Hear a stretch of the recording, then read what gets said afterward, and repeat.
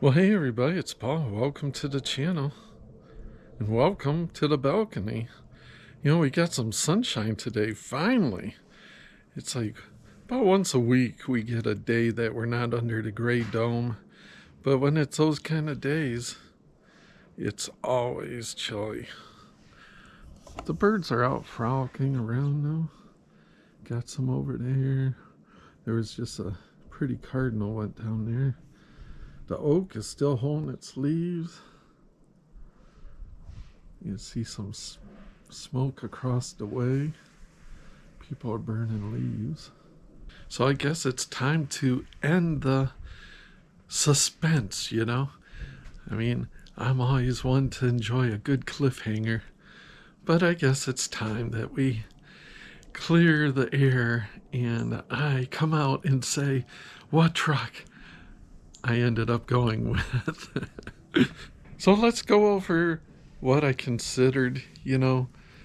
First I drove the Ford, and that first, I guess I should say, I was going back and forth gas or diesel. And I loved my diesel. I had a diesel back in 92 that I loved, and I drove and drove, and it was great. I had the legendary 7.3 International back in 92 in a Ford F-250. And that was great. But that was before all the modern day emission stuff, the DEF fluid. So fast forward to today, and I drove first the Ford F-250 with the Power Stroke diesel. And it is a monster. They got their 10-speed trans, and they got that engine, and it is fast. It's like driving a sports car. I mean, it has power, it has torque, it has acceleration.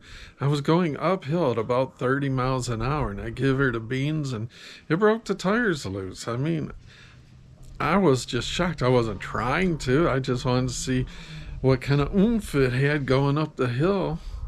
And it's tough when you're doing a 5-minute, 10-minute tops, like quick drive around the dealership. It's hard to know everything about the vehicle. So you're limited as to what kind of terrain you're going through and what is, you can put it through, obviously. So that being said, that thing is a beast. It's very powerful, and I really liked it.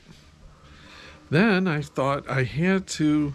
Oh, by the way, I get the A plan on that, which is substantial. That's probably out of 6 to 8%, somewhere's in that ballpark. So it's a substantial amount of money. I've known a lot of guys that have had the Cummins, and they swear by them. So I thought I should at least, to be a responsible buyer, right, should at least try to drive the Cummins. And I did. I went over and got in a 2500 and drove it, and it is not as fast, not as peppy as the Ford. Now, the Ford, because I have long legs, for some reason, they've engineered the windows, the passenger and the driver's side windows, where they've cut out a bit of the door to give you an extra view, like you can see the ground. Gives you a wider view. But to do that, they had to move the handles around and such, and the Ford kind of hits my knee. So I have to put the seat all the way back and down. It looks like I'm sitting on the floor to find a little hole for my kneecap to go in where it doesn't hurt, really. So it's not the most comfortable, but it appears to be larger. The cab in the Ford appears to be larger. So now, over to the Cummins, the Ram. It feels quite a bit like my Ram 1500, which I loved. It has the same layout, and it's nice. I like the visualization of the dashboard better on the Ram.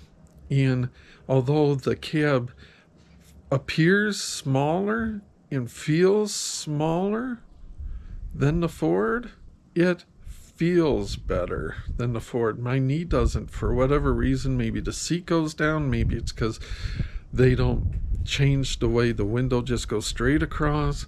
My feet doesn't hit in the Ram like it does in the Ford. So you would say, well, clearly the only sensible choice is to go with the Ford. It's more responsive, it's peppy, it kind of hits your knee a little, but you can live with that. And you save a lot of money with the A plan. Done and done, right? I mean, there's other features. The aluminum body. The Ford has aluminum body. Not only is it lighter, you don't have to worry about it rusting out. Ram has to think about going with the aluminum. Saves a lot of weight, and you don't have to worry about that rust, especially over the wheel wells. So I know it sounds like that I went with the Ford, and I did not. I went with the Cummins. I went with the Ram. And the reason is because of the Bosch CP4 high pressure fuel pump issue. You know that Ford, GM, and Ram all used that pump for a number of years, and Duramax, the GM engine diesel, and Ram Cummins both got away from using the CP4. Ford is still using the CP4. Ford is having a bunch of issues. People have written on my videos where, they have had issues and Ford did not want to do the warranty stuff. So I know that's anecdotal, but I've seen it on the forums. You got to go by what people are saying. Now, just yesterday, you remember I did a video, the news just came out, Ram voluntarily recalled those engines that was using the CP4 because there was an outsized number of mechanical problems, warranty issues. They felt that they should voluntarily recall those, and they did, and it's about 250,000 trucks. So that's going to cost them some money to fix the pumps on those or replace the pumps or whatever they got to do to it. But that is good business. And I actually had made my decision before that because of the issue, but that even made me just feel like I made the right decision. I mean, come on, Ford, what's the issue here? I mean, I had a plan. It's costing me more to go with the Cummins, but I'll tell you what, if Ford gets a newer version of the pump or goes back to an older version or fixes it unequivocally and maybe does something for the people that have those engines that are still running out there and tries to make it right, next truck, for sure, I'll go with the Ford then, and save the money. That A plan, not going with that really hurt, and I felt like a traitor, to be honest. My uncle, who raised me like my dad, he worked at Ford after World War II. He got a job and he worked his whole life at Ford. In fact, the first word I was ever taught, the first word I uttered wasn't food, it was Ford. That's a well-documented story in my family that I said Ford. So I feel like such a traitor. If he was around, he would really be on me about probably not going with the Ford. But companies change, people change, nothing stays the same. Good things seem to go like they're bad. It's like I had to go with the Ram. I had to go with that Cummins, and we'll see how it goes. Of course, I'm going to be doing, I kid that I'm going to be doing like truck videos 24/7, but I'll still slip in a cooking video in there or, some random Andy Rooney kind of thoughts I have on day-to-day life, right? But there's probably going to be a good number of truck videos. I'm going to see how that thing does towing in the mountains and really put through its paces. So I'm looking forward to it. It's, they're saying probably 8 to 12 weeks. Almost said months. Oh, that'd be too long. Well, anyways, let's go in and I'll show you the color that I got. I know you guys are probably dying. Well, I know you're not dying to see it or whatever, but it's big news for me anyways. So they're saying 8 to 12 weeks. And it's been a number of weeks already. So I'm thinking right around the first of the year, give or take, maybe the first 2 weeks in January. I don't know.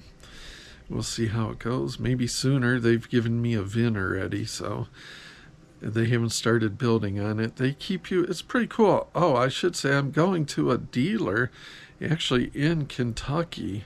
I'll probably get a rental car, take some tubs out there, put in the truck, take her down to Virginia for my first from Kentucky to Virginia, and then come back home. There's actually a high volume truck dealer in Kentucky that is giving 4% under invoice, which, there's not a whole lot of deals out there right now because they aren't able to build enough trucks to satisfy the demand, actually. That's why there's such a wait for them. But, that was the best deal I could find at that point in time, so let's go take a look at what it's going to look like.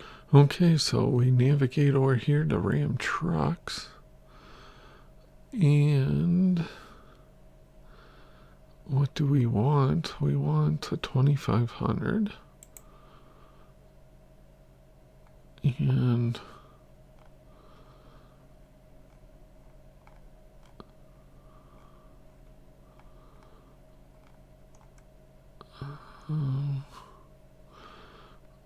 we want to go with the crew cab with the shorter than 8 foot 6'4" bed, build and price. We're not going to do all the options, but we'll put the Cummins in there, which is an expensive option. That changes which trans goes with it. Yeah, let's just come down here to the color. See all these things you have to pay up for. Now, the safety group, that's about $3,000, and most of that stuff comes on the F-250. But here's the color.